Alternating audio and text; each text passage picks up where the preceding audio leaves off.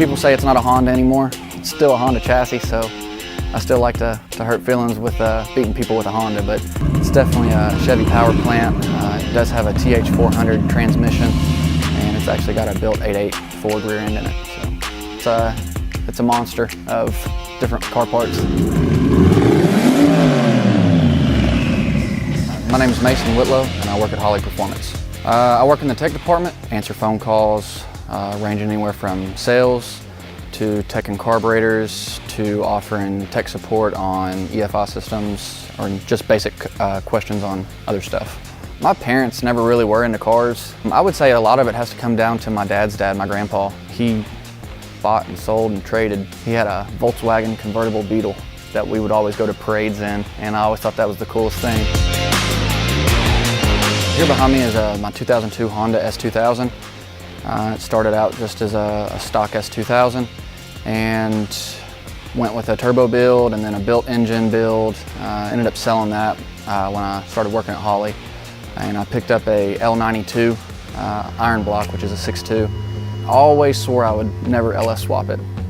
But working at Holley and seeing all the great products that we have to offer for the LS-based stuff, it was definitely a game changer, and it definitely persuaded me to go the V8 route. It's got a 105mm Holley high ram intake with a 105mm Holley throttle body.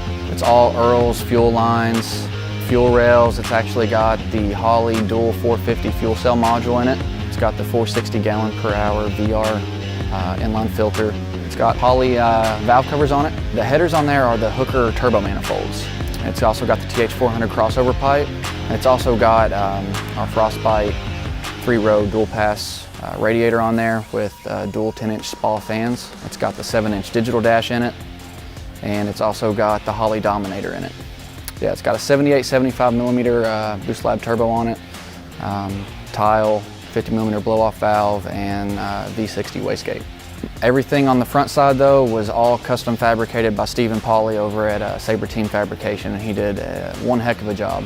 When it was on pump gas, it was only on 8 pounds, and it made just shy of 600 horse, and it ran low 10s.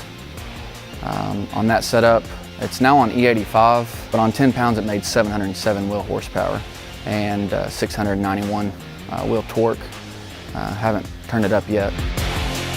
When I was a kid, that was when Fast and Furious kind of entered the scene, and just loved the movies. My buddy Dustin actually had a SRT4 Neon, and he rolled me up pretty good in that. So he was like, well, we could always slap a turbo on it, and ever since then it's just been all about boost and speed. There's not really any LS S2000s that I see at LS Fest. I see 240s and some other imports, but I've never seen an S2000. So I would like to make this year's LS Fest.